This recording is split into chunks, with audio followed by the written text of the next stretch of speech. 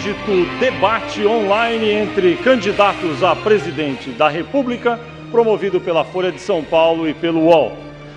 Antes, um aviso: neste momento, mais de 80 blogs, sites e portais de partidos políticos estão transmitindo ao vivo este encontro, que tem uma audiência muito grande. Todas as salas de bate-papo do UOL estão com o limite esgotado, e também para registrar que, além de o hashtag no Twitter, Debate Folha UOL, estar entre os primeiros, também estão em posição muito alta nos Trending Topics os candidatos Dilma Rousseff e Marina Silva no Twitter. É um pedido que foi feito pelas campanhas para que fosse registrado. Agora as regras desse sexto e último bloco. No sexto bloco, 3 jornalistas do Grupo Folha, Rodrigo Flores, Renata Lopretti e Josias de Souza, farão perguntas aos candidatos. Cada jornalista terá 30 segundos para a pergunta. Os candidatos terão 2 minutos para responder na seguinte ordem, decidida por sorteio: Serra, Marina e Dilma. Para encerrar este último bloco e o debate, cada candidato terá 3 minutos para as considerações finais. Primeiro falará Dilma, depois Serra e Marina. De acordo com o sorteio prévio, o jornalista Josias de Souza faz agora uma pergunta ao candidato José Serra. Josias, 30 segundos para formular sua questão. Candidato, há 2 dias o senhor fez menção, evocou uma frase do presidente Lula, aquela que dizia que havia 300 picaretas no Congresso, e disse que hoje os picaretas estão todos do lado da sua oponente. Em 2002... a sua vice era do PMDB. O vice de Dilma Rousseff, Michel Temer, e todo o etc. que o acompanha, o apoiavam naquela época. Hoje, o senhor tem o apoio de Roberto Jefferson, do PTB, cuja participação no Mensalão, a denúncia, teve início num problema que foi verificado nos Correios, que era então aparelhado pelo PTB, e o senhor mencionou há pouco, em resposta aos internautas, o problema de corrupção nos Correios, mencionou a propósito acertadamente. E, antes da sua campanha de 2002, o senhor integrou o governo Fernando Henrique e coabitou a esplanada dos ministérios com Renan Calheiros. Jade Barbalho, à época, apoiador do governo, mandava e, sobretudo, desmandava na Sudã. Eu lhe pergunto se não acha que, diante do fisiologismo por tão disseminado, se não é difícil identificar quem está com quem e quem é mais puro do que o outro nesta campanha, e lhe faço dois pedidos. Primeiro, que o senhor me diga em que o DEM e o PTB, as legendas que o apoiam, diferem das legendas que apoiam a sua oponente. E segundo, se o senhor poderia ser mais específico quanto à forma como vai distribuir os cargos, de ministérios até os 20 mil cargos de confiança que há hoje no governo. Candidato José Serra, o senhor tem 2 minutos para a resposta. Olha, Josias, em política, nem todos são iguais, ao contrário do que você parece pensar. Todo mundo me conhece há muitos anos. Eu estou na vida pública com cargos, mandatos, sempre me submeti a eleições há 27 anos. Todo mundo me conhece. Eu não tenho compromisso nenhum com o erro, nenhum. Agora, os erros acontecem com todos, mas tem uma diferença entre todos: a maneira como são tratados aqueles que cometem esses erros. No meu caso, todos os que estão comigo, todos que estão me apoiando, sabem que eu não vou fazer troca-troca de cargos. E eu não passo a cabeça na mão daqueles que cometeram barbaridades. Por exemplo, o dossiê que o Lula chamou dos aloprados, contra mim, que envolveu 1,7 milhões de reais, que até hoje não se sabe de quem eram. Não foi ninguém punido, nem dentro do PT. Ninguém punido. A recente espionagem feita sobre o Eduardo Jorge, vice-presidente do PSDB, Foi feita a espionagem, a Folha confirmou isso, ao contrário do que a Dilma disse que não tinha, teve. O que aconteceu? Nada. Sabe-se de alguma expulsão, de alguma punição? Nada.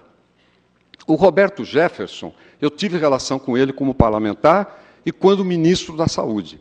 Todas as vezes que ele me procurou em função de coisas de saúde, nunca propôs nada escuso, nem eu fiz nada escuso.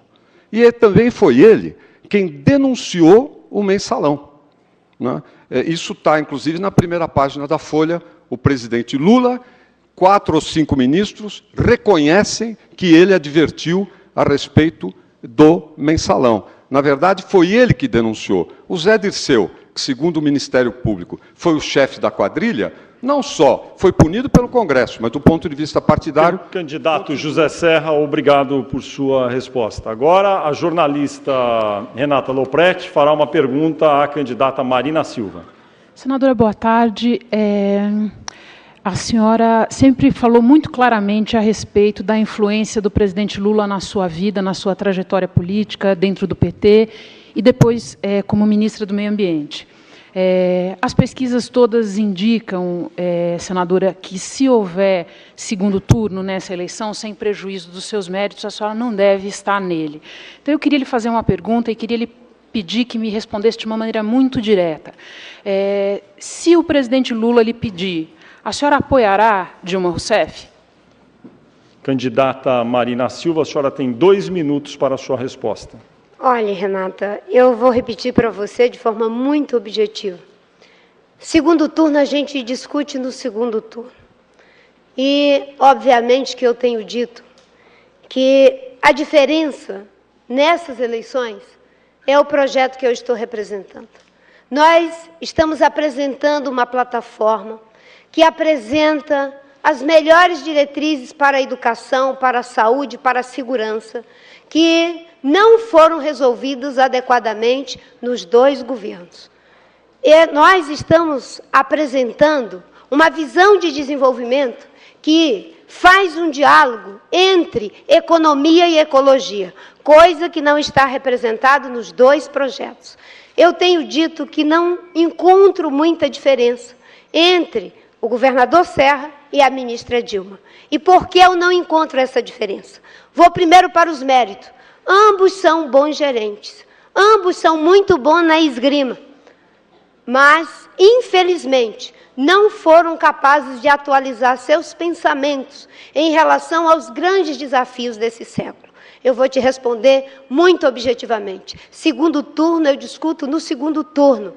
E se a sociedade brasileira quiser sair do anonimato, a única forma de sair do anonimato, pode ter certeza, é elegendo Marina Silva para presidente da República. Aí estará um novo acordo social, aí estará uma nova visão, uma nova postura e uma verdadeira transformação nesse país que vai da educação à ecologia, da ecologia à infraestrutura, que lamentavelmente não tem um planejamento adequado no nosso país, mesmo com toda essa história de PAC, de mãe, de tio, de avô. O Brasil amadureceu. Não precisa ser uma sociedade infantilizada. Estão querendo infantilizar os brasileiros com essa história de pai e de mãe. Candidata Marina Silva, obrigado por sua pergunta. Por sua resposta, Renata, obrigado por sua pergunta.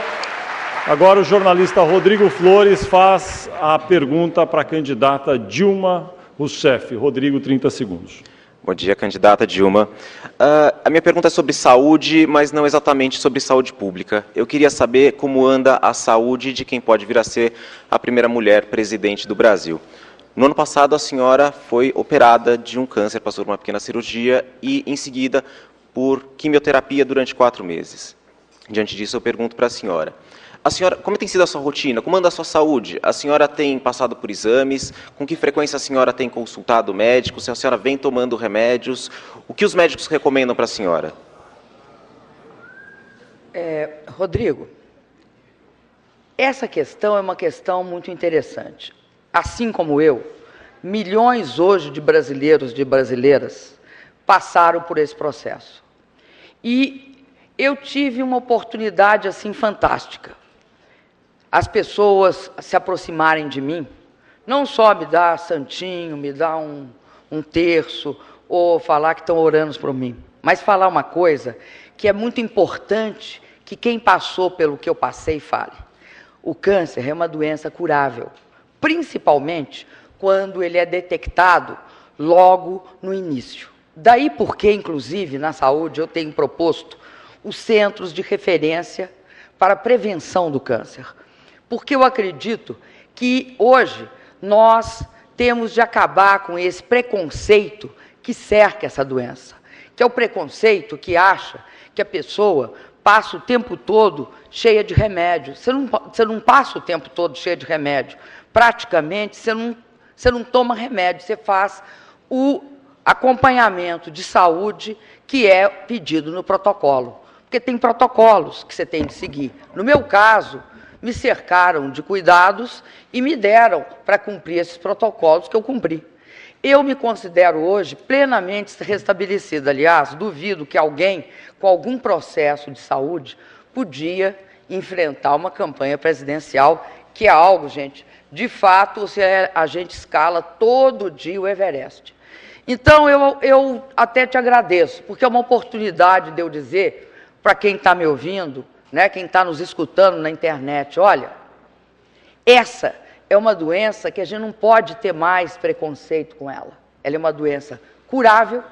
As pessoas, se fizerem tratamentos preventivos e descobrirem cedo, as pessoas vão gozar de plena saúde. E a partir de um determinado momento, pode ter certeza, porque me disseram